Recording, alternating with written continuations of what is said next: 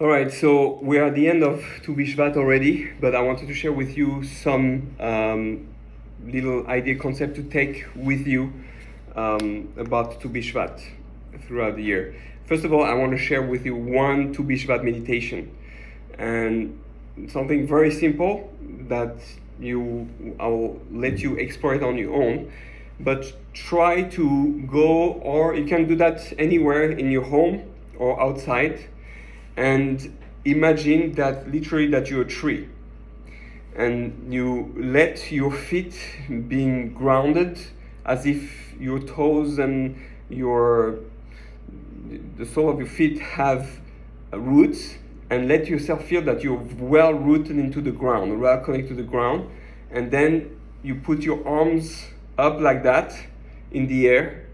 You can go like that, and you're gonna see a sense of different level of energy. You know, when you have your hands up, it's like prayer with hands up. It's different than prayer with hands down. When you're like that, you're feeling that you're receiving the energy, or it can be you're sending the energy. But when you're putting down like that, you're feeling like you're protecting or sending energy to the earth, or feeling the energy of the earth. So try to close your eyes, put yourself in that position like that, and put your arms and don't move, and you can choose what to do with that energy in you, receiving, transferring it. You see, it can be very powerful stages, just even if it's 1 minute, just like that. It's a great feeling of what it means to be a tree, receiving the light, receiving the energy, receiving the gift of life from the spiritual world. So that's one thing I wanted to share. I think you will actually enjoy that. The Tu Bishvat is about trees, and we know in Kabbalah that trees are really connected to human being. Not just in Kabbalah, we say that the man is a tree of the field, and we're going to see that there's a parallel here, that the man, the tree, the spheros are called a tree, the tree of the spheros, which is the 10 energies that God used to create the world, just like that. That's usually how it's designed. It looks like a tree. And then you have the Sefer Torah. Sefer Torah is also called a tree. It's called Etz Chaim Hi, a tree of life. According to many opinions, the Torah is the tree of life of the Garden of Eden, right? So we're saying that the tree, the Torah, man, and the spheros is all the same thing. And what do they all have in common, right? We come on to Bishvat is, what it has in common is that they're all here to give energy, to produce, to transfer something to another. What's the purpose of creation? To give good to another. And when we speak about Torah and mitzvot, the Torah has how many commandments? 613, right? It's in the tree of Torah, the Sefer Torah, 613 mitzvot. The man has 613 parts of his body, 248 organs, 365 sinews, tendons. Those are the 613 mitzvot, correspond to the Torah. The Zohar says, how many trees were there in Gan Eden? 613 trees. So we see there's a pattern, and some say the 613,000 explanation of the Torah, a lot of different things, but those 10 commandments, which the 10 spheros, contain 613 subcategories, which is the 613 mitzvot. So we see that they all parallel each other, and when we talk about mitzvos, which mitzvahs are almost like the fruit coming out of the tree, we say after davening that those are the fruits. This is the reward where you receive this fruit in this world, and the root the essence, ikar, reward is really for the world to come. But we speak in terms of fruits. The Ramchal says that in Chovos Adam Be'olamo, what's the purpose of him in this world? In his Mesilas Yesharim, Seder HaVikuach, the dialogue version, he brings the verse, Ve'achalta, ve'savata, uve'achta. Why you're here for? To eat from the fruits, to be satiated, and to bless God for what it is. Because when you can do that, then you're able to produce your own fruit. First, you need to know how everyone has its own fruit. Well, not first, but part of the reason why we have to give good to another is that we understand that a forest, if you read the book, The Hidden Life of Trees, you will learn that in the forest, the trees are only strong as they are together. Just like the Jewish people are supposed to be together. The weak helps the strong, and the strong helps the weak. And we are supposed to give each other nutrients and share things so that we all share equal amount of water, which water represents Torah, equal amount of light. Light also represents Torah, or our spiritual connection with God. So maybe it's Torah she'bichtav, Torah she'ba'al peh. We know water corresponds also to the four rivers of Gan Eden. To water the garden also correspond to the Torah, which is the 4 levels of learning Torah, which teach us that in order to bring fruits, good actions, give good to another, we need to learn the Torah on 4 different levels. Asiyah, Yetzirah, Bria, Atzilut, Pardes. Pardes is also an orchard, which reminds us of the trees, but it's Pshat, Remez, Drash, and Sod. Literal meaning, in Gematria, Remez, Remazim, hints, that's number 2. Allegories, metaphors is number 3. And number 4, the secrets of the Torah. So we see that in Gan Eden, the first thing that God commanded is go eat from all the fruits. We're supposed to see the good, the tov in this world, in order to be able to support that tov and activate more of that tov and activate our own tov so that we can give good to another. So on Tu Bishvat, we kind of celebrated this Savata Uve'achalta Savata Uve'achta. It's a fixing for the way we live.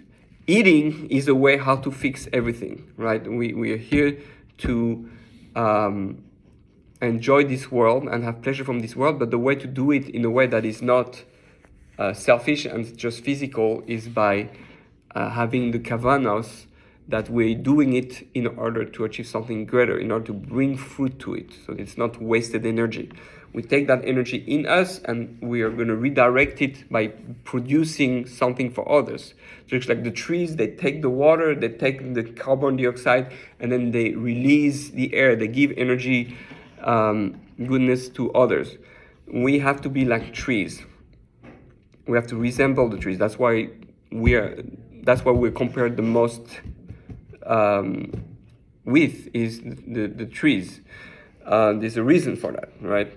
We have to understand there's no coincidence. And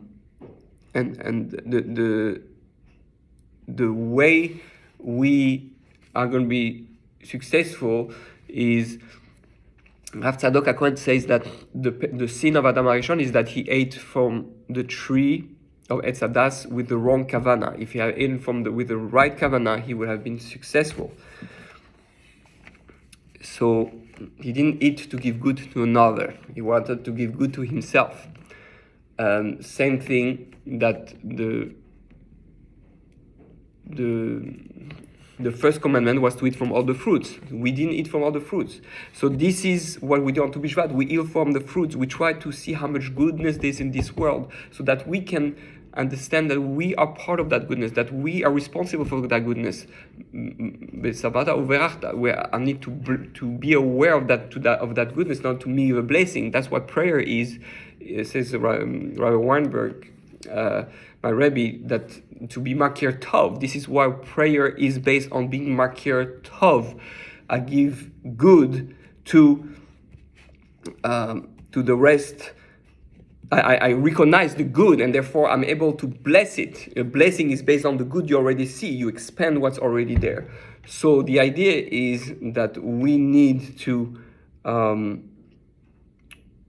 try to become human beings that have a depth in what we do, in the good we see. We have to, being a tree is stopping being to be superficial.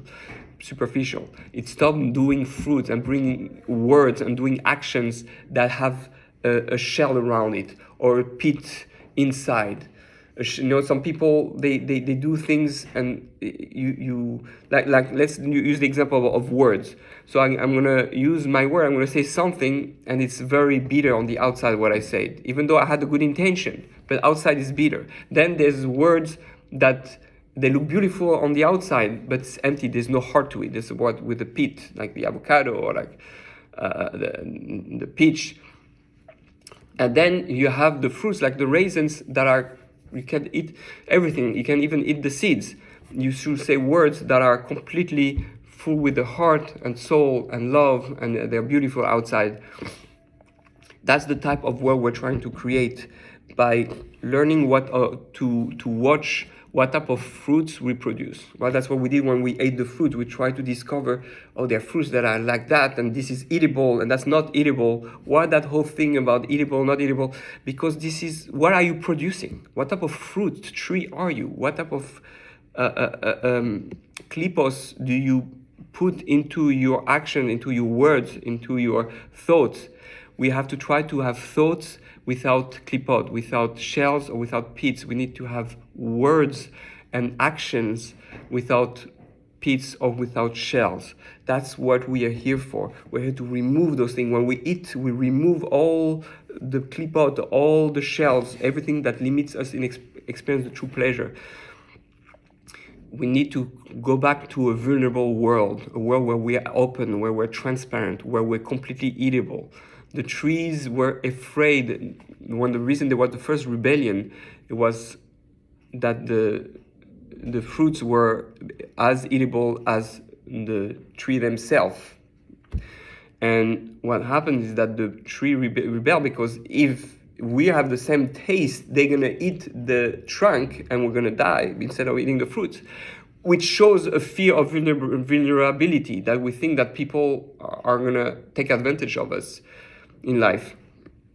We have to go back to those original trees, which means this original natural soul with the 10 sphere, the 10 midos, a human being pure, who is not afraid to share of his good, and is able to share his pure good without any shells or pits.